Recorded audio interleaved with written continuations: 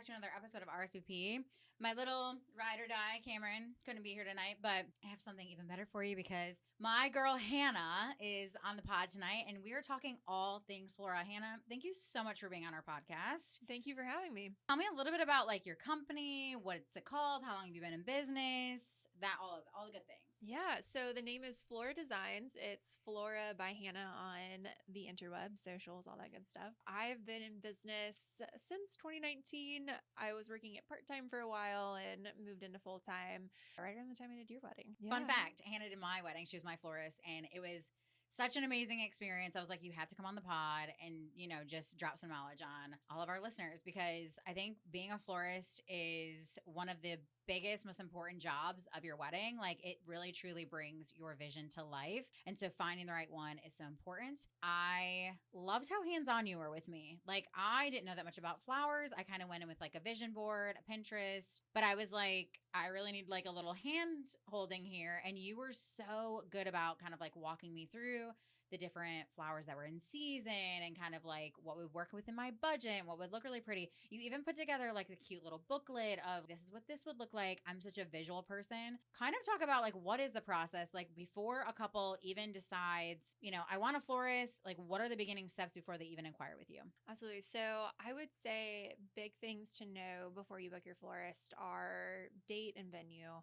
Those are two really important pieces for me to know what we can even do for you. So we're really familiar with a lot of venues around Charleston. I know, what kind of table layouts are going to work in certain places and, whether or not a hanging installation is in the cards or what we even can do. We can definitely come up with suggestions for what looks great at certain altar spaces, down certain aisles, depending on where you are. So that's all really important. I would say knowing just kind of like a general vibe that you want. If you have your color set for your wedding, I'm always happy to come up with suggestions, but I love getting to just kind of like how we work together, just seeing, what your kind of overall vision is and then showing you how flowers can look around that. So that would be some big pieces to put together before coming to your florist. But what I typically do after we meet for the first time is kind of take those general ideas that you have and then put together a proposal, showing each different item that we're thinking of using, whether that's your bridal bouquet, your bridesmaids, your boutonnieres, your centerpieces, what we're going to do at the altar, if that's pedestals or an arch or meadow aisle markers, hanging aisle markers, all those different options. So you can see pricing for each individual thing, as well as an inspo item or inspo photo for each individual thing as well. So showing you what those things could look like with your color palette. And then I like to also put together, it works for some people and some people are like, I have no idea what these flowers are. This means nothing to me, but I like putting together an actual floral board too. So showing you the flowers that are in season in your colors that we can use and make sure you can kind of see what that will look like as well. So it's honestly like a real experience before you even get hired. That to me is like, oh, you've gone above and beyond. I'm such a visual person. So being able to see something in even just like a picture form or some sort of mock-up is so nice. I know for me, I was like, hey, I have all these vases, not really sure I'm going to use them. And I ended up meeting you. You took the vases, you put flowers in it. You're like, it'll look like this. I was like, perfect. Okay. So having somebody that's like really hands-on, I think is key in picking the right florist for you. And then what do you require from like, is it helpful to have Pinterest boards or like some sort of vision board ahead of time before they come to you kind of? Yeah, I would say even just one photo. So I can see what your general vibe is, what your colors are. If you can find one photo that really shows the color scheme you like and, the shape that you like. So some people like a little bit more of that whimsical, asymmetrical look. Some people like that more tight, compact look. If you can show me what you're thinking for colors and shape, we're good. Pinterest is always helpful so I can see some different ideas that you might have. We can kind of tie those in together, but at least just a little bit always helps. But again, always happy to come up with suggestions too. Yeah, because I will say this, and we talked about this a little bit on our last episode about how Pinterest can sometimes be your greatest tool, but your biggest demise. Yep. Do people come to you and they're like, I want this, and this, and you're like, your budget is, you can't do all of that. Yeah. And like, you kind of have to like bring them back down to earth a little bit. Obviously being able to give them other options that work within their budget is key. Absolutely. That is the hard part about Pinterest is you see all these grandiose things and they don't always show you the price tag. Cute little bud vase centerpieces. They show you those like crazy big lots of orchids and crazy things. Well, that's so, what we were saying. I'm like, this is yeah. published for a reason, Yes. but it doesn't necessarily mean you can afford the published It's, version. if it's on Pinterest, it's probably expensive. I would say being aware that you can like these colors, this style, but it's going to be on a smaller scale can be important for sure.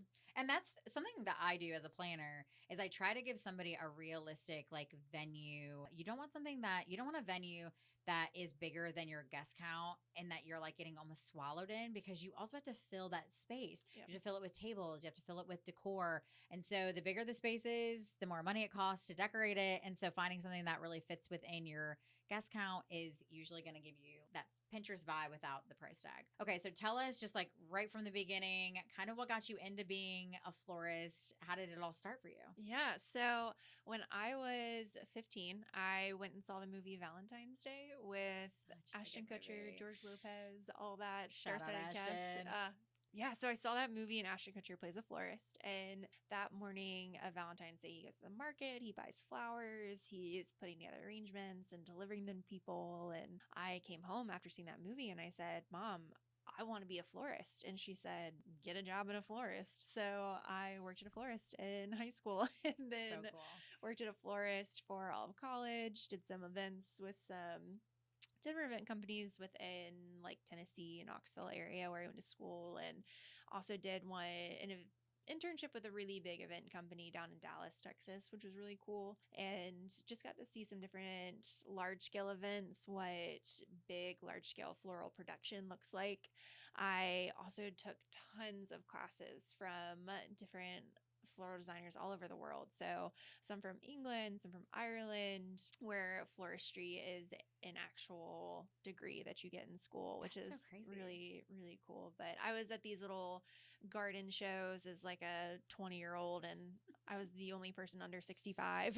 And so I was just trying to soak up as much as I could and just loved it from a young age. And when I graduated college, felt like, I don't know, do I do the corporate thing? Am I already burned out from events? Events are a lot of work and a lot of time, and just kind of questioned, what I wanted to do. Took a corporate job, hated it. My best friend from college was getting married the year after we graduated, and she said, okay, I think it's time.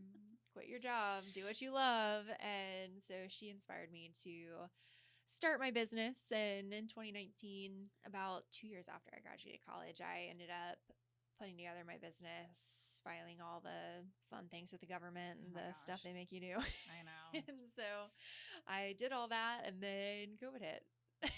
And then everything I booked had gotten postponed or canceled, and that was super fun. But I was really lucky. I still had my full-time job, so I still had that. Yeah, as we all were. Yeah, ended up getting back to it, and around the time, I did your wedding. So that was 2023, November of 2023 is when you did mine. Yeah, it was a couple months before that. Yeah, such a whirlwind for the industry during COVID and just trying to like figure out how to navigate that all. Did it ever like kind of sway you from being like, is this what I'm supposed to be doing? Well, it is something that you think about, when the economy takes a turn, the wedding industry takes a turn. Tariffs, like anything. Tariffs.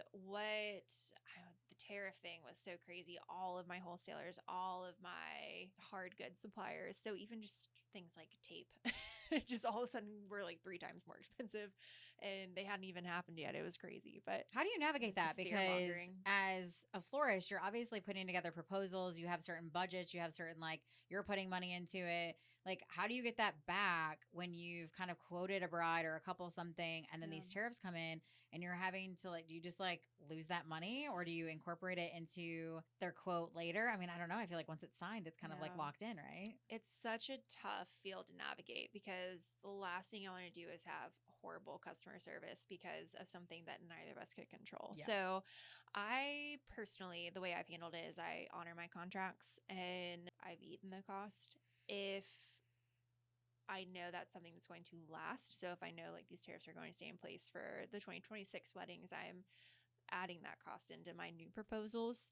But I've not had to up any proposals as far as we've gone so far. I would say, if all of a sudden you want to add on like 4 more tables, I might have to add in the new cost Mm-hmm. for those 4 new tables, but I'm not changing the price of the old The 6 or original whatever it quote. was. Yeah. So, That makes but sense. it is That's tough. I mean, it's a tough industry because we are at the mercy of so much. Yeah, because I don't think people realize either, and I'm one of them. I thought you just like got flowers from here, and I didn't realize you're getting flowers from like Florida, Hawaii, like all over Oh the yeah. place. It's crazy. All over the world. I have some that come in from Holland. I mean, people want tulips. Tulips only grow a very short period of time in South Carolina. So if you want tulips in December, I'm getting them from Holland. I'm getting them from South America. I'm getting certain things from Canada, which was one of the tariff countries.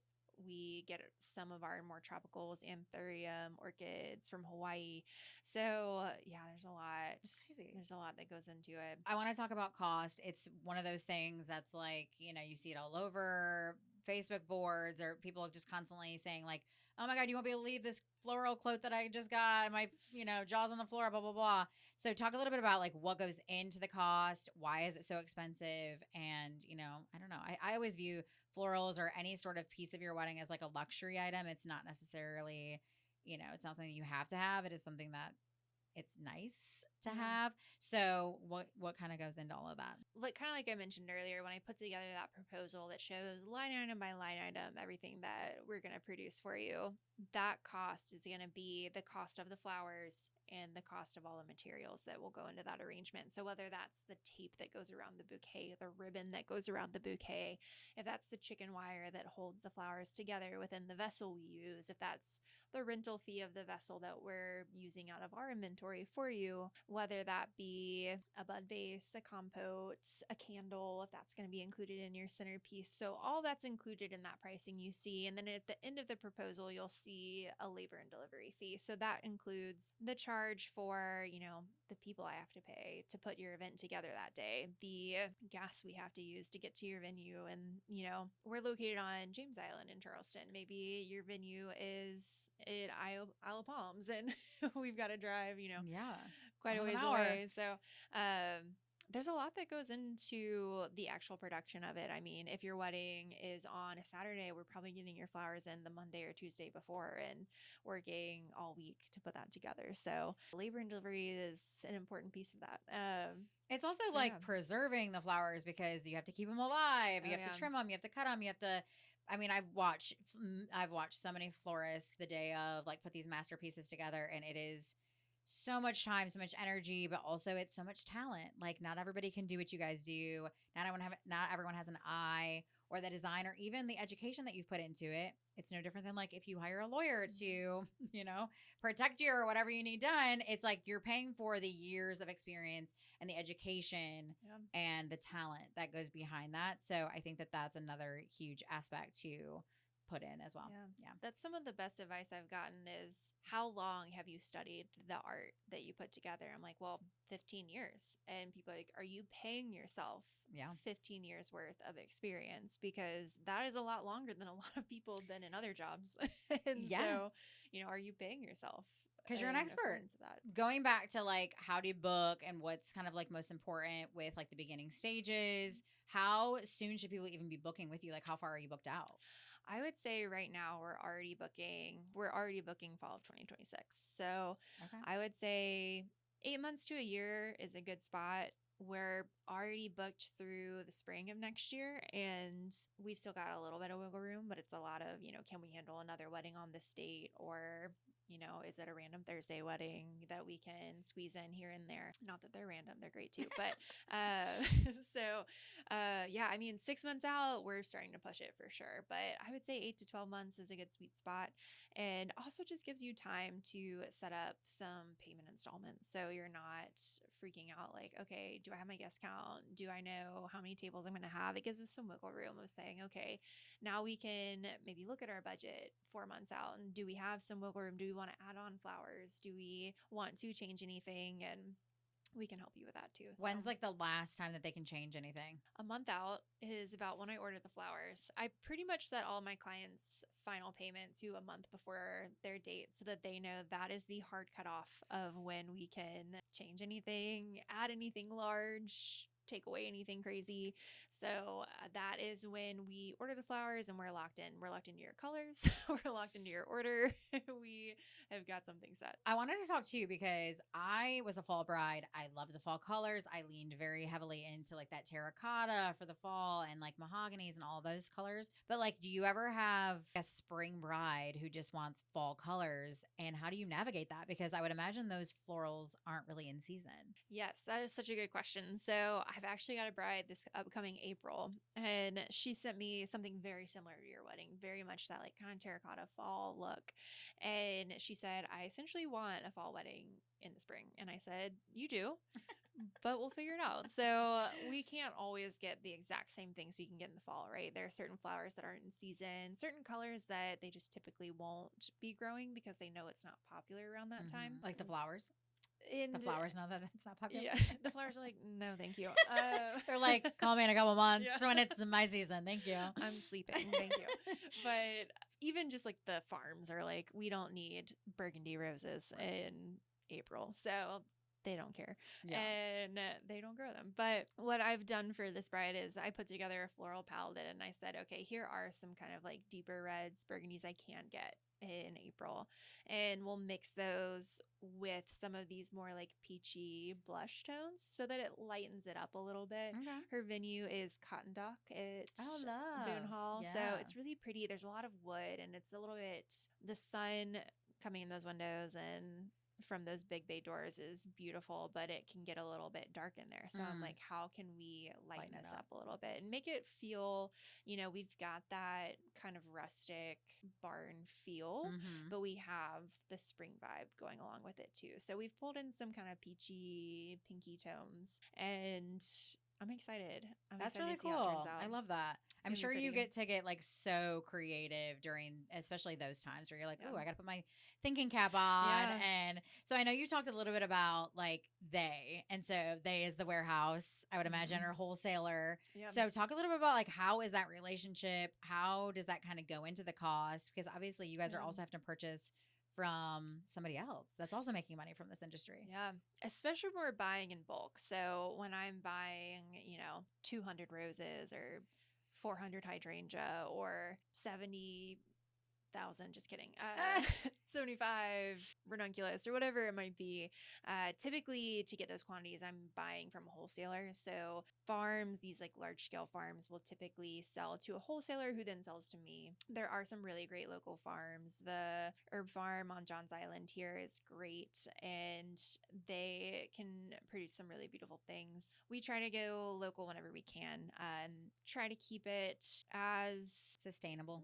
sustainable as we can. But I think I just glitched for a second. My brain like stopped. Well, when you said you got flowers from Holland, I was like, the what? Like, of course you have to have your order like in by a month prior because shipping and making sure that everything comes in on time. Like, have you ever had an order just like not come in on time? Like, what do you have backup plans for those kind of things? If you're getting married after Mother's Day, so it's always a little bit scary because Mother's Day, the farms are coming out of the woodworks with things. They're like, here is every single flower we've ever even thought of, and it's just like in front of you. And then the week after, they're like, we have nothing. So this past year, blue and white, big Charleston theme, big spring theme here. And I had pretty much every wedding the weekend after Mother's Day I had, which we had like 5. They were all blue and white. And they all wanted blue and white hydrangea, which is beautiful. But the farms came to me and the wholesalers came to me and they said, we can't get a single blue hydrangea next week. And so we had to completely pivot and say, okay, what other blue things can we get? So we had to really lean into like the blue delphinium and some blue tweedia. There's not a lot of blue flowers. So if you do have a blue and white theme, you have to be okay with a lot of that being hydrangea a lot of the time. So and hydrangeas are so full. Like there's a lot of body there where you're having to now navigate like filling that space. Yeah. So, and then of course, every florist here is like, okay, well, we all have blue and white weddings, and now we need all of your white hydrangea instead. And did you have any upset brides? I luckily did not. So they were able to source some like dark blue hydrangea. And luckily, one of my brides was using the chinoiserie pattern bases, and those have a really dark blue in them. Yeah. So it ended up looking really good. Yeah, it's always Stress. a little bit like, okay. Is it like that for let it on the Valentine's Day fly. too? Or I guess we Ooh, don't really yeah. have as many weddings in March just because it's colder, but Yeah, I would think Mother's Day will get you because May is like the most popular month to get married anywhere, really. It's like, absolutely. And with Valentine's Day, I would say a lot of these places just kind of up the prices around the flowers on Valentine's Day because February is a colder month. Not a lot's in season, so lots being grown in greenhouses and specialty grown for Valentine's Day. So there's a lot more labor that goes into it at the farms, and we are paying for that, and then you're paying for that too. So dang. just being a little bit mindful of, if I am getting married around Valentine's Day, it might be a little bit more costly, but it's my favorite holiday. So right? my favorite. You're I'm like, I'm biased, but You're like, everyone order flowers on Valentine's Day. Like, I love it. It's like my Super Bowl. yes, it's my favorite of the year. I love love. Oh my, same. Mostly I love candy, but Right. You're like, give me the Reese's, the heart-shaped Reese's. oh my They're the gosh, best. I'm such a sucker for the conversation hearts. I read every single one before I eat it too. I'm like, if I don't read it, I can't eat it. Yeah, So- that's so cute. Oh my I love gosh. 'em. I'm the same. I love love too. I think that's why you even get into this industry to begin with, because you're like, I love weddings. I cry at every single person's wedding, even if I don't know them. I'm like, Bride walks so down the good. aisle, sob. I know. Like, I can't help it. And then it's like a part of just seeing their vision come to life. Like that's something that I love as a wedding planner and even a content creator when they see their videos back. Talk a little bit about something that you just love about being a wedding florist.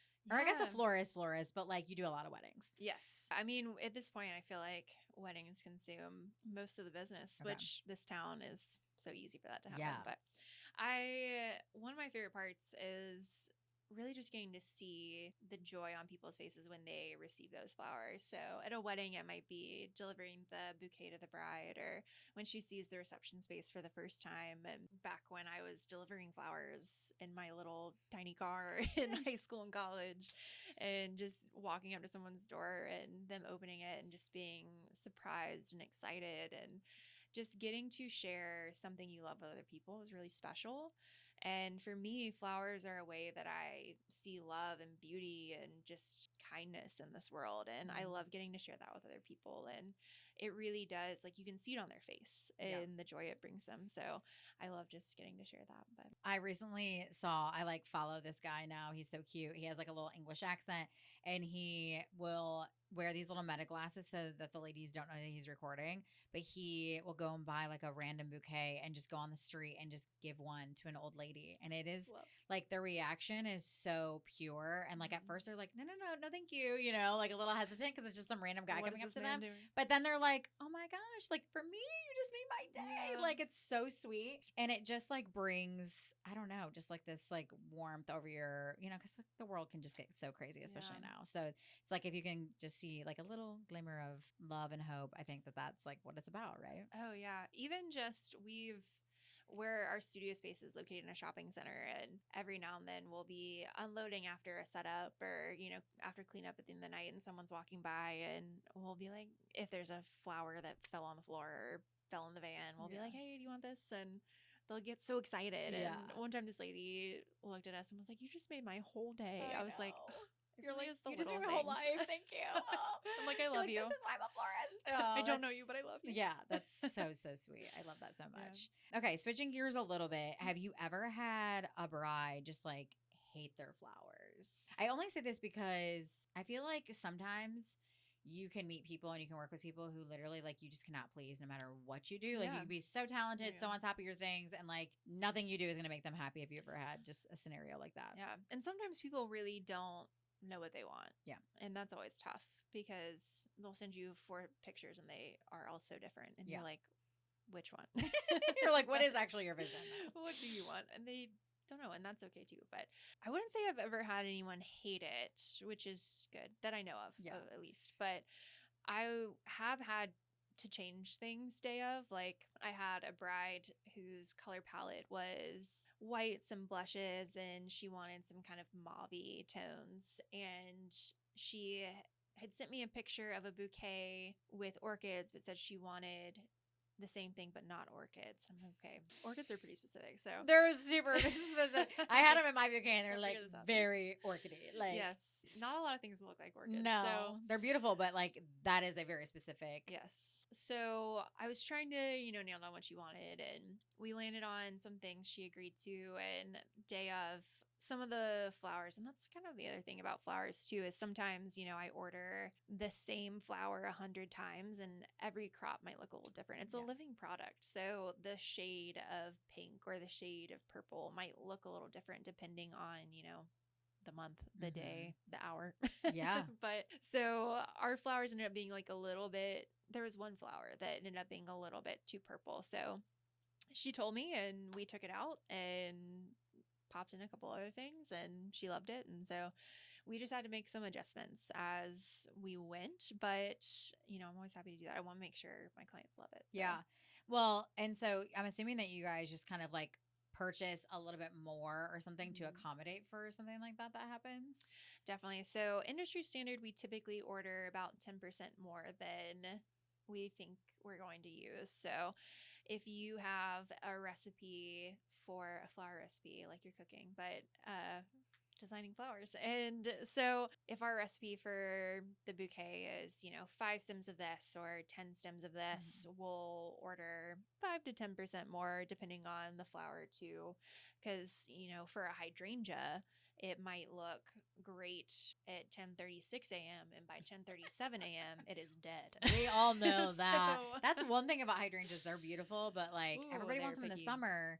And if No. you're setting them up too early, like they are dying quick. Yeah. Like there's the life Direct just sun, comes right out of them. It's hot gone. here. It's humid here. Very hot. We need a good water source for those guys. With the heat here, if your wedding is outside, if you don't have any shade, if you're in direct sun, it's going to be tough. So making sure we have enough, even, I had a wedding at the end of June that was a lot of hydrangea, and we had a lot of extra, and you have to bake that into your cost too. So if I know we're using hydrangea, we might have to order 20% more so that we can really actually replace some things day of that just, and hydrangea give you no warning. No. They do not tell you they're on their way out. They say goodbye, and then they just go away. Just dead. You're like, oh, you were alive 5 seconds ago. What happened? Irish Bipolar. exit hard. Irish exit. I love that. If that's not the theme of 2025, we all need to just Irish exit. I love an Irish exit. Hydrangea, I wish you would work with me a little Yeah, bit more. yeah. Not so not so abrupt, Give, Not so give a abrupt. girl a little notice. No, I say that to all my couples because I have more and more people who are just like, oh, I'm just gonna DIY some things. It's fine, and they'll show up with like buckets and buckets of just like loose florals and cutters, and I'm like, wait a second, like I don't know how to do this job. Like I'm not a florist at all. There's some women who can like design and do the planning, and I'm just not one of them. So I stick to my strengths, and I know that florals is not one of them. I'm like, please hire a professional to do this. But if you're doing your own florals on the day, just know like it is not something that is super easy to do. It's not something that you're just like sticking some flowers into a vase and putting them on a table. Like there's a lot of design and effort and energy that goes into it.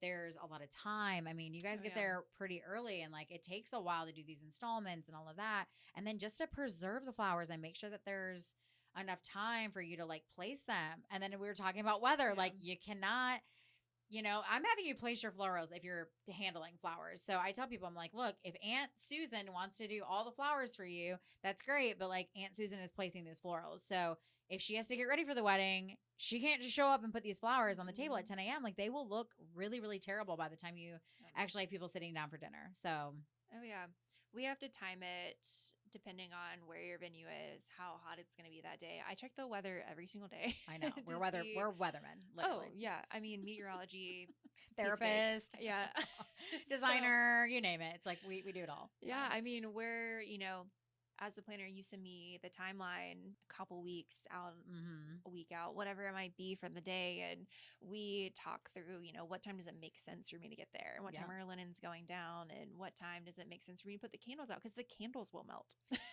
Literally in a summer, because you have so many people who want to utilize like the outdoor wedding, especially in Charleston. It's so beautiful here, but like the sun, if you are not under a tent, you can't really place your florals too early. You can't place your candles too early because everything will die or melt really quickly. It really will. So it's, sometimes you're spending all day on one wedding. And Susan might have too much fun at the rehearsal dinner. You never know. So has that ever happened to you? Yes. Tell us more. I had a bride, their family was going to take care of the flowers, and I got a panic text the morning of, like, we haven't done anything. Can you please handle our centerpieces? And I said, Thank God you were available. usually I would spend, all week working on this.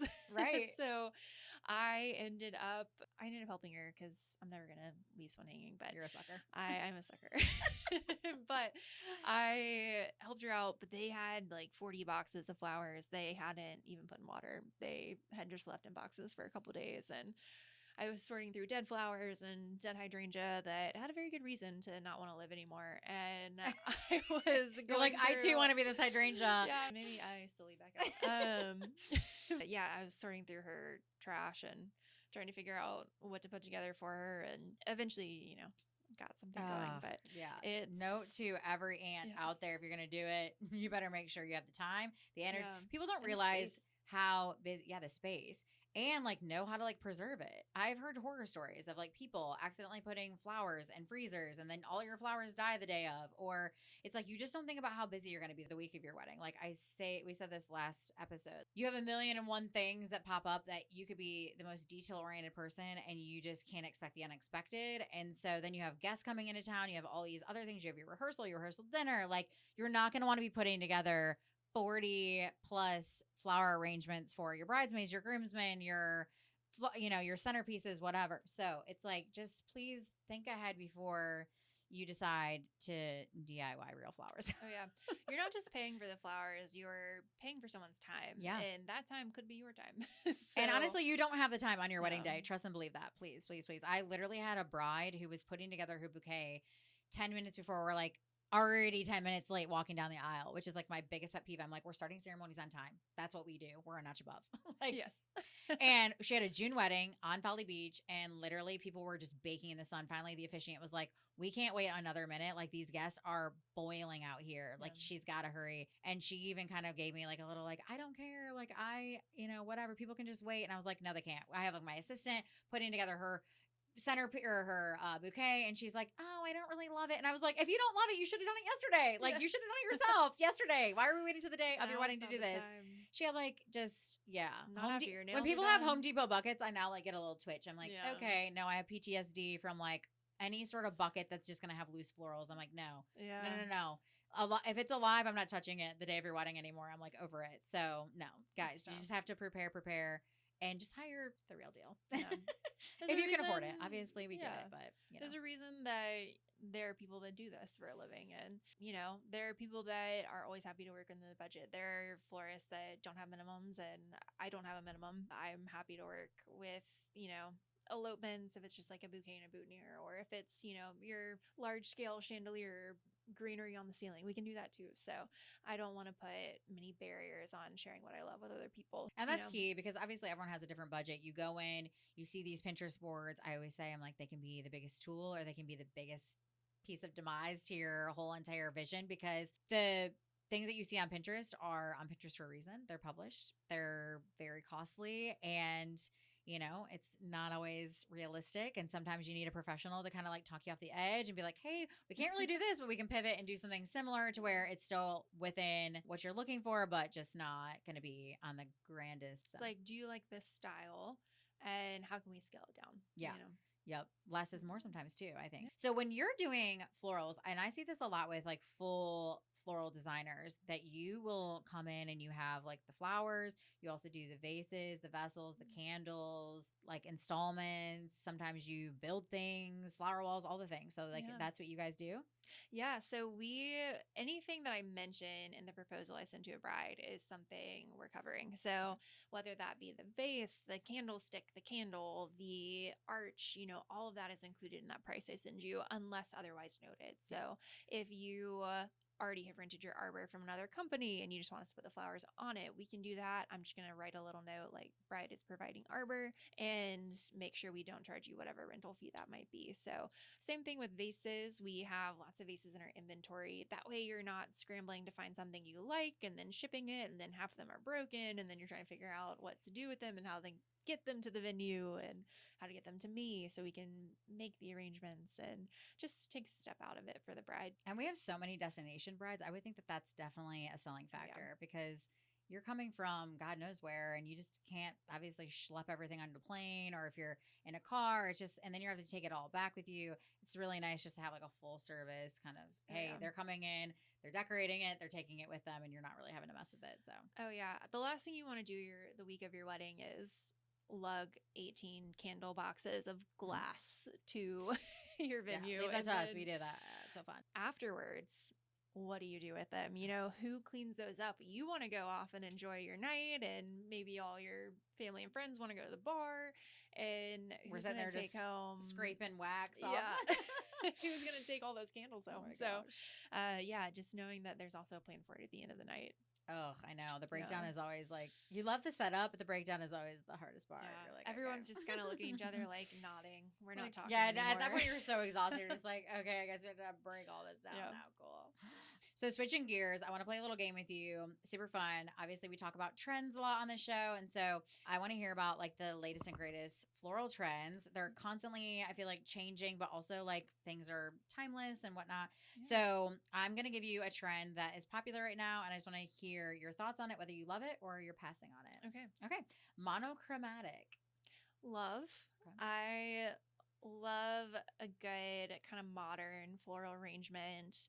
I think there is kind of a caveat there. So, if we're doing monochromatic, are we doing all white? Are we doing all red? You know, what does that color look like? And how can we add some texture into it? Whether that being different florals, we're adding in some more lineal florals, we're adding in some different shapes, I think is important.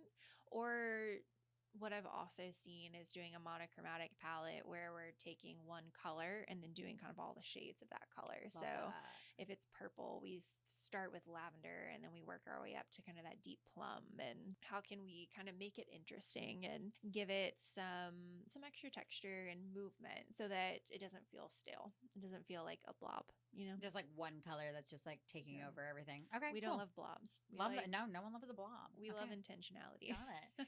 Okay, I call this green foliage, but I'm thinking of like the really cool it's like a cascading green flower. Okay. I don't know what that called. I don't know what Oh, it's yes, green amaranthus. Okay. So I was actually using those in a chandelier we did above a dance floor back in May, and my boyfriend was helping me stick them in the chandelier, and he was like, "Do you need more Squidwards? Do you need more tentacles?"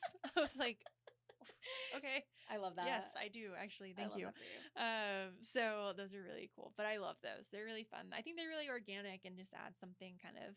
I think they add. They're a little funky. They're funky. Yeah. They add some impact, some drama, but and it can give you that like it's nice. drapey feel that I feel like is very in right now with like the different, like I don't even know what they are, but it's like the flower that's almost like looks like a little squiggly, like the stems look squiggly kind of. Do you know what I'm talking about? maybe cosmos. Well, that's like a flower bouquet that I think is really popular right now, where they're kind of like sticking out a little bit Yeah. or something. Like it's not just like this, like kind of like a round bouquet like you used to see back in the day. Yeah. Like there's a lot of texture, or Yeah. I don't even know how you say it. The but wildflower look came into play Yes. a lot this past year. I feel like we've done a lot of more that organic look where things are growing up and they look a little bit more like a natural garden. So I like that a lot. Yeah, so cool. That's like I love that too. Cascading blooms. I had this for mine. Mhm. I had the orchids that were cascading. I feel like that was kind of popular back in 2023. Are you still seeing it going into 2025, 2026, or are we leaning away from that? I would say smaller bouquets kind of started to trend for a while. Now I feel like we're kind of back to that, just kind of like medium, average size bouquet. Every now and then I get some cascade requests, especially orchids. But I think we're kind of getting back to that kind of like traditional shape and size. Okay, love so to that. speak. Yeah. How do we feel about arches? I know that you were talking about building them, Ooh. but like, do we like full arches? Some are like not connecting at the top, they're like half, or Yeah. even like the floor length. I don't even know what that's called, but Yeah. I love an arbor. Your altar is your moment. That is where you're doing the deed. You're doing the Mhm. thing, and it all leads up to this, right? So why not make it a special spot? And I love an arbor. I think the meadow arbors that go on the ground, it's like that little half moon Yeah, semicircle so shape on the pretty. ground. So pretty and so nice, especially when you have these beautiful venues. So these beautiful like outdoor Charleston venues. It's so fun to do those because it signifies this space, but it also gives you something there without taking away from the view. So we're not blocking the beautiful waterfront view. We're not blocking any, really cool tree line. We're actually kind of using something to create a space, but make it really natural too. Yeah, So, I love that. That's like that. We do have some beautiful venues here, so it's like nice to have a little something without taking away mhm. from that. Yeah. Bridesmaids baskets. What are your thoughts? I've not done one. I've really only been asked for one once. We talked about doing them as baskets and then putting them down the head table. She was trying to save on some budget purposes, Smart. but we talked about that. We'll see. We haven't decided, but I feel like if they're I done right, it could look really great. If they're not done right, they kind of just, I don't know. and if they're held right. Yes. The girl has to hold it right for Yeah. it to not cover up the whole thing, Yeah. So Okay. Okay. So yeah. we're like on the fence with that one, Yeah, but it could be cool. I'm sure you'll make it look I great. have to So see it more in person, I think. okay, pocket boutonnieres. Love. Always. Love. Yes. As a planner who is literally sticking you with the boutonniere every, oh my gosh, it's the bane of my existence. I hate a boutonniere pin and a boutonniere themselves. I'm like, Mhm. also too, you get the groomsmen who are like, they've had a case of Coors Light already by Yeah. noon, and you're like, dude, you're taking off your jacket, you're putting it back on, you're messing with the flowers, like they're dead now, like they don't even look good. Or you have like little ring bearers, as cute as they can be, they're like running around, jumping around, being Squishing crazy. it. I've just seen them like flop, or they don't look great, or the flowers come off. So I just feel like the pocket just looks so seamless and nice, It does and look good. it just you slip it right in and you go. It's beautiful. Yeah, I love a pocket square boutonniere. It's easy for everyone involved. It's really cute. And I would say another thing I've been seeing a lot lately is just no boutonnieres. People are just starting to nix them, I've seen that too. which I get because, I mean, by the time you pay for 10 of the people and your friends and family and groomsmen and whoever it might be to have this flower that's going to die in 5 seconds Mhm. from after they give someone a hug. Right. Yeah. So a lot of people have said that, you know what, I don't want to pay for that. And Yeah. I get that. Yeah, I haven't seen that too, and which honestly, I'm a fan. I'm Yeah. like, okay, if I don't, one less That's thing I fine. have to do. Yeah. Minimalist or petite bouquets. I know you just really commented on that earlier about how Um, that's like more trending nowadays. I like them. I think there's definitely like a certain vibe that they give, and it very much depends on what you're going for. But I think they can look really good. I do like a monochromatic bouquet. I like the bridesmaids having like all one flower. And I like when the bridesmaids have all one flower and each bridesmaid has a different flower. So even I've if seen we're it where it matches up doing to their dress dress, because like yeah. the different dress trend is really cute Yeah. now. That is cool. It's really fun. And I think it's just something different. And I've seen it too where it's like flowers that are used in the bride's bouquet. Yes. So it coincides with that, which That's is cute. cute. I Yeah. love that. Incorporating veggies or fruit. Love. I know I love I this love it. too. The only thing is it gets hot.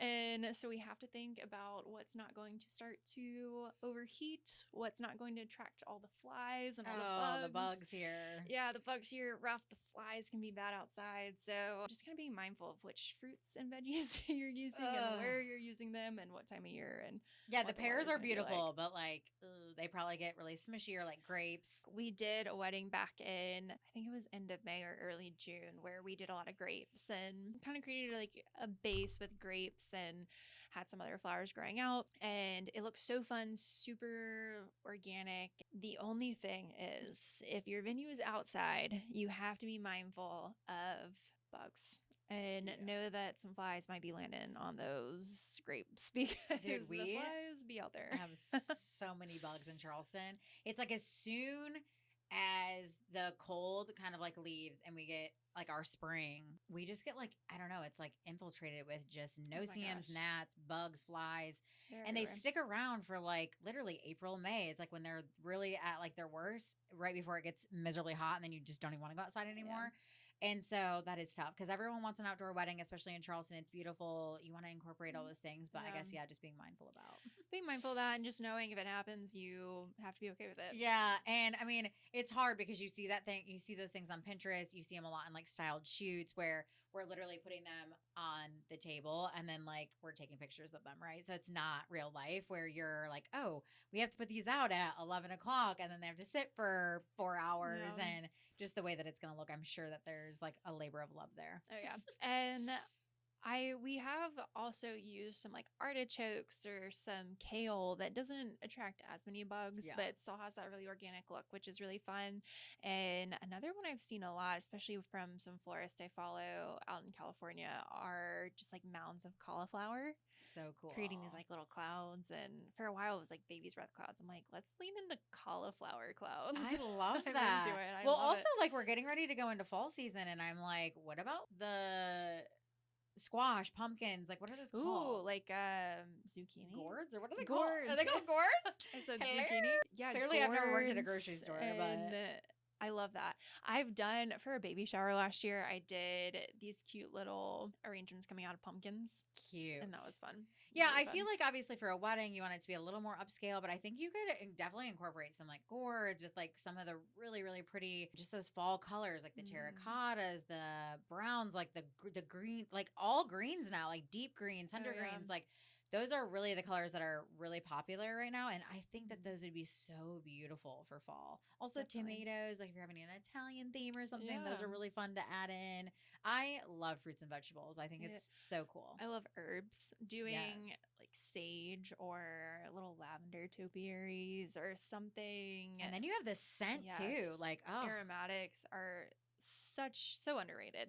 talk Such about a like elevator. bottling up because scent is so big for like memory. And there was even girls who we even had one like a scented candle for our wedding. So like you burn it on your wedding day and then you burn it every anniversary and it kind of like brings back that Oh, memory. that's cute. And so I feel like that would be really cool. Like you have Definitely. lavender, you have a certain scent that was like your wedding, and then every time you smell it, you're kind of like brought back to that day. Yeah, I've done some Italian themes where we use like olive tree topiaries and So cool. yeah, just having something that is out of the ordinary. I feel like we are in that kind of time frame right now where we are really like testing the boundaries for like creativity and the tablescapes that people are able to design and put together are just like out of this world right now. They're so cool. It's so much more than just like, okay, here's your flowers, here's your tapered candles. We're incorporating like real design. We're like, stretching the boundaries of what is possible and what you can do. And it is like art. It's really, really cool to see. So you're making an experience, not just here's a place where you're going to sit and eat. Yeah. Here's the experience you're going to have that we've put time into curating and, we wanted to build for you. So. Curating is like a perfect word. And honestly, it's so much more rewarding and so cool to capture. Like I get to obviously see it as the planner that does the design work in the background, but also when I get to do the content creation and actually capture some of these designs, it's so fun to see all the different things and how creative people can be. Okay, last one is flower walls. Oh, love. I'm actually working on, I went to Lowe's to buy some wood and it was girl math, like, what dimensions do you want this? I was like, I don't know. Like, know you by name now because you're there so much. God. I had said nothing to this man and I just walked up to him and he goes, do you need some wood cut? I said, I guess. Is it written on my forehead? Is it that obvious? I was like, oh, I guess I'm in the right place. But we're working on building like a faux boxwood wall. So we'll be able to add floral attachments to it and add some flowers into it and create a really good picture moment. So sometimes when you're at a wedding, you'll have those like photo backdrop walls. Like we can do one now that's that boxwood with lots of flowers, minimal flowers.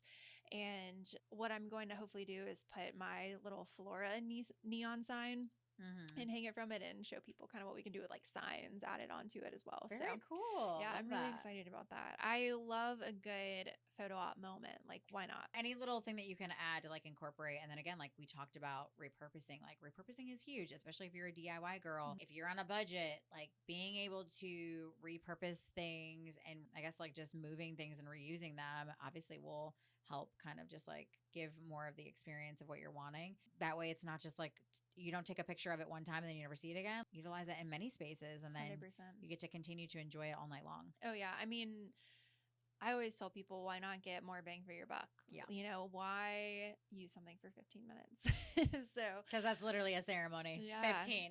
I mean, we've done, pedestal arrangements that we can turn into tall centerpieces for the rest of the night. So you get to enjoy them longer. And we've done those meadow aisle markers that sit on the ground running down the aisle around a sweetheart table or on the bars or even as those floral runners lining the stage, and just gives you something else to use it for. And then you're not paying for 18 different things that could have been one thing. Right.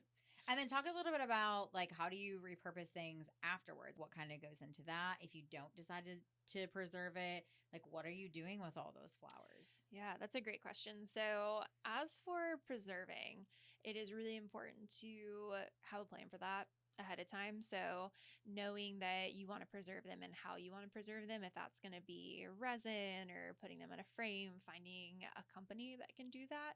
So, if you're not going to do it yourself, then getting on someone's calendar is important. So, just like booking your florist 6 to 12 months out, knowing that you're going to book your flower preservation, because they'll ask you to ship your bouquet to them, the next day, because there's only so much longer the bouquet will live. So how can you get that to them in a timely manner? And then also they can start to dry the flowers and then put them in there for you. So that's an important thing to think about ahead of time. And then anytime we do take flowers back after the wedding, so I always tell my brides, like, you paid for these. If you want to keep any of the flowers, we obviously take back what you rented from us. So if that's the vase, if that's the candle, those are things we're going to go ahead and clean up for you. But if you want any flowers, please take them, because again, they're yours. But if you don't take them, or if we have any leftover flowers, those extra flowers we order, we will donate those. We've been working with a More Healing Kitchen in Avondale in Charleston, and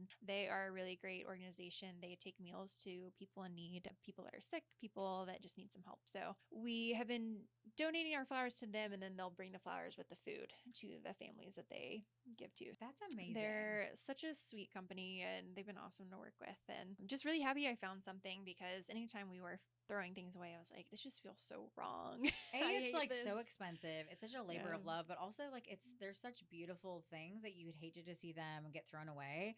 So if you can provide a little more joy to somebody else, like that's so amazing. I love that Absolutely. idea.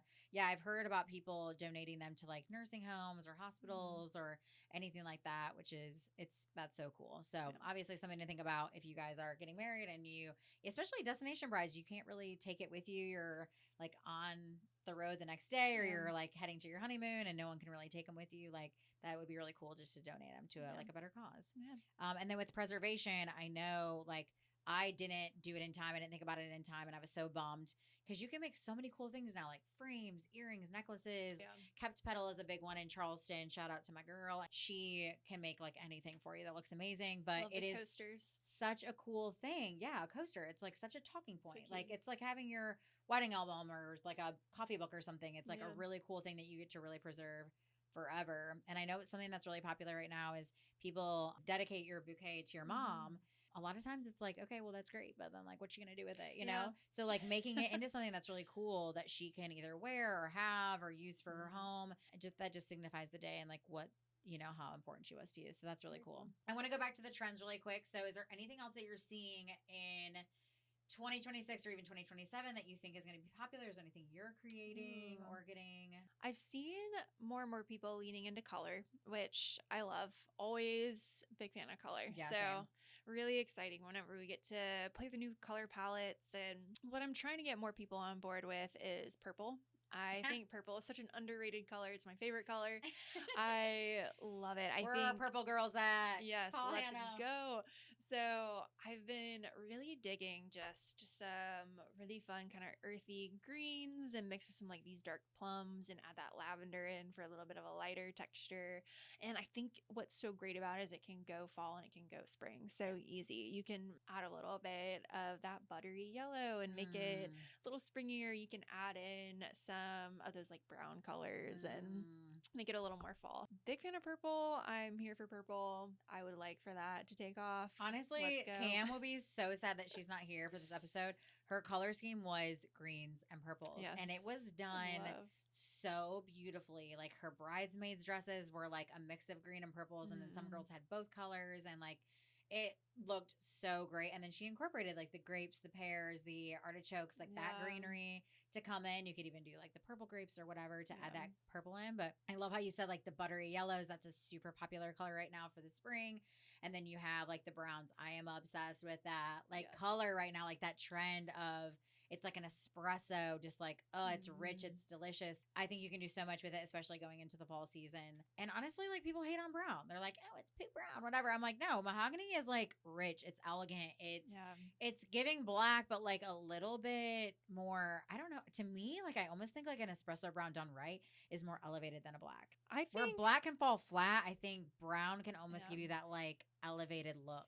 I think it has this natural look to it as well. So as your centerpiece, it doesn't feel like here is this formal, straightforward piece. It's like here is this almost more organic depth to your look. And what I've seen a lot too, and what I'm doing a lot this fall is I've got a lot of brides that want those like natural tone candles, kind of taupe and nude colored candles, which I'm really excited about because I'm kind of over a white candle, if I'm being honest. I think they make fun candles. Let's use them. Yeah, no, same. So let's do it. Same. I mean, that I tell brides that too. And I'm like, you can literally transform the way something looks by adding a pop of color, and it doesn't have to be in a flower. Like it could even be in like the candles that you choose. So even picking like the pinks or the purples or whatever color you want, like you can easily elevate an experience or, you know, your tablescape by just adding a little pop of something. And for people who can't really afford like a ton of flowers or whatever, like do it with a candle. So are there certain flowers that you gravitate towards more, or even greenery when you're talking to somebody who is working with a little less of a budget? Yeah, that's a great question. There are definitely certain greens and certain flowers that are going to be a little bit cheaper. I would say doing more greenery doesn't necessarily make it cheaper. Interesting. It's still money, and we still have to use a lot of it. So to fill up that same space that a larger bloom might take, we still have to use more greenery. So it's not necessarily cheaper to use more greenery all the time. And when we're talking about a little more budget-friendly flowers, the obvious ones that come to mind are going to be, you know, baby's breath, mums, carnations. They do make a really fun, fancy carnation now. It doesn't look like your grocery store, you know, church flower anymore. I think of like when my middle school crush like gave me the carnation for Valentine's Day. It's like kind of cheesy, but also like the sweetest. But you don't really think about that as like a flower that you want for your wedding. Exactly. And they make some really cool ones now, and they're more cost efficient. But I would say just kind of knowing what those flowers look like and making sure you're okay with that. You know, if you send me your Pinterest of this $1 million budget wedding and say, hey, let's throw in some baby's breath to make it cheaper, that's going to drastically change the vibe. So knowing what we're adding in and how that's going to affect what it looks like and affect the color, texture, shape, whatever that might be, just being very aware of that. It's not always a hey, let's throw this in to make it cheaper. Sometimes it's what are other ways we can make this cheaper? How can we scale it down in size or make this a little bit more like Ikebana bud vase style and not just full floral runner, and not compromise on the product, but compromise on, and not that those flowers are always compromised. They're also beautiful too, but finding just like a better way to make it work for your vision. No, I love that. And that goes back to like what I say about like education. You obviously know how to get around it without just being like, okay, we're just going to throw in this filler flower because it's cheaper. It's like, okay, how can we still bring your vision to life, but on the budget that you're willing to work with or that you're available, you know, you have available to you. I know you talked about floral, or the greenery actually surprised me because I thought for sure greenery would be cheaper, but it makes sense that you have to use a lot more of it. What would you say about faux flowers? Because I always thought cheaper option, right? So not always. Sometimes those silk flowers are a lot more expensive. And then you also think about the fact, you know, you're putting them together. So the time. I always tell my brides that are thinking about using fake flowers, you know, get the quote for me for everything and then price out what your flowers are going to cost if you do the faux florals, and just take a look at it and see, you know, what is my time on that. With the faux flowers, you can do them a little bit more in advance, which is nice. Yeah. So, but just know, it might take you a couple days to put Yeah. everything together. And do you have that time with work? Do you have that time with family? And what do you really want to sacrifice there? Also, investing in good faux florals. Sometimes they look really bad. Sometimes they look faux as yeah, there are grades. I've seen of the wood faux ones and they don't florals. look terrible, but nothing truly compares to like a real flower. And I will say this just as like a planner, I will always tell my brides this until the day that I die. If you're only going to get one thing that's real and your budget only allows for one thing that's real, get your bouquet real flowers because you are getting that thing photographed honestly as much as you're being photographed on your wedding day. And so it really truly makes a difference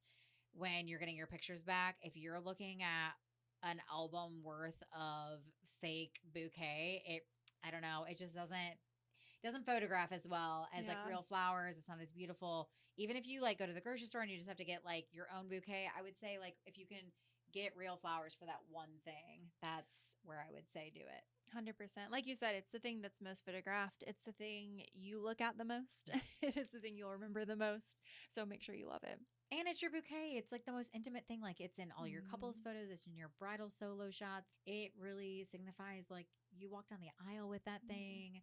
Like I remember like what mine looked like, how it smelled. Like it's corny, but I was like, oh my God, this thing is also was like a tree trunk. I remember it being so beautiful and full. But I was like, Hannah, I have like little baby like fingers. I had to like wrap my arm around my 6'3" husband when I'm 5'2" on a good day. And I was like, how do I even manage this? Like, this is crazy. It was so beautiful though. And I literally, like, I remember crying actually when I saw my bouquet and when I saw like what you had done to my reception space because it was so like it like exceeded my expectations. And literally I remember my mom and I went into my venue and we were like mocking up my table. And I was like, I'm just gonna like it's fine, we'll go to like Michael's or something and just put together some, I don't care, like no one's gonna see it. And then my mom was like, no. My mom is like such a big floral lady. She was like, we're not doing fake flowers, I'll pay for all the flowers. And I was like, all right, Hannah, we can work together, let's go. And it was like such a fun experience. But it's really fun. It allows you to get really creative. And if you're working with somebody who's willing to work within your budget and really, she understands like how to bring your vision to life no matter what budget you're working with, I couldn't like recommend you higher. I did want to get into a few more things before I let you go. What is your favorite flower or favorite season? Ooh, season is almost impossible to answer because I love something and everything. Right. I would say flower wise, I love anemone. I always think of Finding Nemo where he's like anemone. But Great that's movie. the most common one you'll see is the white petals with the black center. Love that. Very and classic. Very Audrey Hepburn. Comes in a few other colors as well. So like purple, pink, red, beautiful flower, just classic. And I love sweet pea. It smells really good. And it's got a little bit more of a linear vibe, but it has these really pretty blooms on it. And comes in also a lot of really fun colors. I love sweet pea, especially with all this wildflower vibe going on. And I love this flower called celosia, and that sounds fun. it is wild. It actually grows in gardens around here. I have one that fried in my backyard during that heat wave a couple weeks ago, but its nickname is called brain flower. Ooh. And it kind of looks like coral. It's very like fuzzy and has the squigglies and all that good stuff. So it's really cute and it comes in some really vibrant colors. So talking about rich colors, we've got like a hot pink, a deep red, an orange, a yellow, a green. I actually did a wedding not too long ago. She had her theme was kind of all hydrangea. So we did white and green hydrangea. And I told her, I said, I'm going to mix in some of this celosia because it has a little bit of a round feel, but the squiggles will match the hydrangea, but the velvety texture of the celosia will just elevate that hydrangea look. So it won't look like one thing, but it'll have a little bit of different texture because it really does feel like velvet. Getting to pop that in there just created a whole different look. That's so and cool. It was really fun. Do you have like a favorite event that you've done? Oh, that's so hard. I know. There's We've done so many weddings at this point. It's hard to choose. No, I always love, and it's so masochistic of me, but I love getting to do hanging installations because they're so fun and I love the way they turn out. And it's just one of those things where you walk into a space and there are florals hanging from the ceiling and you're like, oh my It gosh. transforms the way a space looks. It's That's what's insane. crazy. Like if you have chandeliers that you put flowers, because it brings your focus from just like right here to like Mhm. the whole space. Especially if you have high ceilings. I mean, a Yes. tent. And Oh, if you have a tent, it's like a anytime must, you have honestly, to. because the tents are so ugly. There's Like, no one wants to look at that. no one really even wants a tent, honestly. Like no one wants it. You just have to have one. Yeah. So. They're so fun. They are so hard. It's so Yeah. hard to get that up there, but it is so worth it. And anytime we've gotten to do it, I might be sweating through like 8 pairs of clothes by the time we're done, but I love it so much. You're like, I just lost way too many calories, Yeah. but it's fine. We I'm almost like passed out. getting wheeled out of the venue with an oxygen tank, and I'm Oh like, my it's God. fine, we did it. It's fine. It looks great. We did it for the flowers. So we're actually working together in October, and I am so excited you're doing an installation. You're doing a lot for that little Yeah. space. That I feel like you are going to transform that space, and I'm so excited to see it like come to fruition. I get to shoot content for that wedding, which I'm Yeah. super stoked about. So yeah, you guys will have to stay tuned on Yeah. what that looks like. But yeah, you're so talented, and I can't wait to like. Thank you. She's also having like a ton of fun colors, really like robust, springy vibe, even though it's in the fall. So like that's another bride who's like totally switching. I'm so excited to see what you do with that. I'm so excited. Lastly, any like crazy cool stories that have happened throughout your career? Oh, I've had, especially working in Dallas, they do everything bigger in Texas, that is for sure.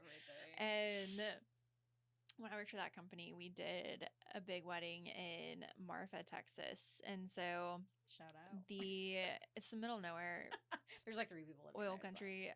Literally, there's one store, it's a dollar store. And so this bride, her uncle was the original Marlboro man. And that is cool. he, like the original man on the ads back in whatever year that was, Yeah, 60s, I I don't don't know. know. So he has his ranch in Marfa, Texas, middle of nowhere.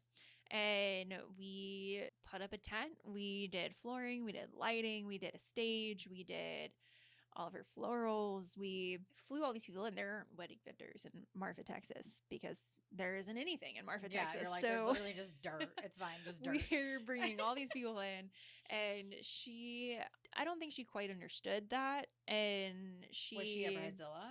You can just say it. It's fine. She was Bridezilla. She was awful to work with. she was not the most gracious person that Gotcha. we've God encountered. bless Texas. Yes. And so we're doing all of this, and karma's a funny thing, Oh my because God. the day of the wedding, we're in the middle of the desert, thunderstorms everywhere, You never see pouring that. down rain. I mean, it was raining sideways, raining into her tent. The wind is knocking over the urns of flowers, the centerpieces, the cross falls over. I'm like, God is no longer You're with like, us. okay. And everything is Everyone going just crazy. run. This is not a good idea. I'm like, we've officially lost God. This is not okay. And lightning striking. We're like, we have to get out from under the tent. So we're evacuating, and she's just getting drunk up in her uncle's playroom or something like that. And she's just drinking and drinking, and You're still working and trying to make magic out of just a literal hell. Literal I'm trying to not die. And she is getting dodging hammered. literal bullets. And eventually, storm passes. We're like, okay, we can start this wedding.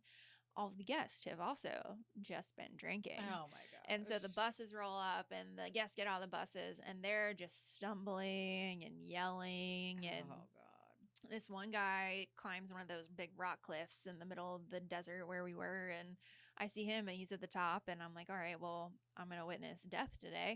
And What else can you add to this list? If it wasn't me, I guess it was him. They start the ceremony. She stumbles down the aisle. The guests are still talking throughout the entire ceremony. It was my crazy, God. but no one would shut up. And the groom's family would not take photos with her because they were No. not happy about the wedding. Like when the And pastor says, does anyone, please yeah, say something if you They're don't like- believe in this? Or everyone's just like, like throwing their Coors Lights. Yeah. We eventually get to the reception, and there are flies everywhere. Speaking of flies on things, she had a macaroon cake instead of a regular cake. And I was like, please don't eat that. You're like, but- DHEC would not approve any of this. No, this is disgusting. A bug nest hatched in the middle of the reception. So all the guests are dancing, the band is playing, and all of a sudden these little black bugs the size of golf balls start just like attacking people. And we're like, what? And so my boss gives me the keys to the rental car and she says, go to the dollar store and The buy one store. the one store they have, buy every can of bug spray. It's So like the biggest sale they've ever had yeah. that day. I'm driving the Tahoe. I'm like, all right, we got to go. And she calls me and she says, you can turn around. They all died. And apparently, some local had come up and been like, oh, yeah, you got a bug nest hatch. All you got to do is turn the lights down and all the bugs will die. And sure enough, she turned the lights down and all the bugs That's died. insane. I would never have known that. This sounds apocalyptic. It was like the 7 plagues of the Bible. It was so bad. You're like, this is end of times. It was. You guys should not get married. It was so bad. And we're doing the send off and they had rose petals that they wanted guests to throw. And I handed this girl a handful of rose petals and she just put them in her mouth and ate them. And I said, please don't Like, do where that. am I? I felt like I was on an alien planet. That's it was crazy. Insane. And the next day, I was not on cleanup crew, but the next day the cleanup crew called us and they said, okay, so there are tarantulas everywhere. Nope. There were tarantulas. I guess the food had gotten everywhere and that's the where I'm like, macaroons check, and I'm out. it was gross. I hate I spiders. can't do. I don't really love bugs, but I am like an arachnophobe, and I'm sorry, but a spider that could be your pet is just like a no for me. It's I'm as like, big as a no. dog. Yeah, No, I'm out. it's as big as my shoe. I'm out. Like, I'm just not gonna do that. We love you, but just don't get married in the desert. Don't get married in the desert. It's don't very be rude because don't be rude. obviously you will get be it coming to you. punished. The 7 plagues. So are they still together? Ooh, so they flew separate to the honeymoon because she wanted to fly first class and he didn't. So of course she did. Grandpa with the marble didn't pay for it. Ooh, so I wish everyone the best. Yeah, I'm not confident that one's made it through the test of time, but we need you to call in if this is your wedding. Are you guys still together? The break's still out. Also, I'm very sorry. That's brutal. That is brutal. So you had the thunderstorms, you had the person almost dying, you had the drunk bride, you had the bug swarm thing, had thunderstorms, lightning, I mean, that's like doozy after doozy after doozy. At some point. Did they even sign the marriage license? Was it even like legitimate? I wonder if his parents like slipped in a different piece of right? paper. They were like, oh my God. Yeah, if they didn't even want to take pictures with her, they should have gotten strategic with that thing. That was bad. Good Lord. All right. Well, Hannah, thank you so much for taking the time to be on our podcast. Honestly, you're like a fine wine. You remind me of like a sommelier. I don't know even how you say that, sommelier. My best friend's one, and Something she's going like to be like, girl, you didn't say that right for like the umpteenth time. I've told you how to say this a billion times. But you really do. You like describe flowers in such a way that it's like beautiful and authentic, and you really just have like such a eye for the design and like a passion for it that it just like exudes out of you. So I so appreciate you coming on and giving your knowledge and your time to our guests, and hopefully to any listeners out there, like if you haven't picked out your florist yet and you're getting married in Charleston, or really you travel, don't you? Yeah, we travel. Okay. There's obviously the travel fee, but she's worth we're happy to do it. So definitely get with Hannah. She is amazing. You will not regret it. Where can they find you? I am florabyhannah.com. Flora by Hannah on Instagram. I am old and don't know how to use TikTok, so don't try that. People can just inquire through your website and get on your books. You guys can also follow us. We're on Instagram, RSVP_thanks_pod. You can also hit us up on TikTok, RSVP.thanks.pod. You can get on Facebook, to the group, and ask us any questions. We want to hear your stories. We want to hear your crazy stories. If you can top that one from Texas, y'all, we want to hear from you. So call on that hotline, 320-558-RSVP. That's 320-558-7787. And of course, happy planning. And don't forget to RSVP. Thanks.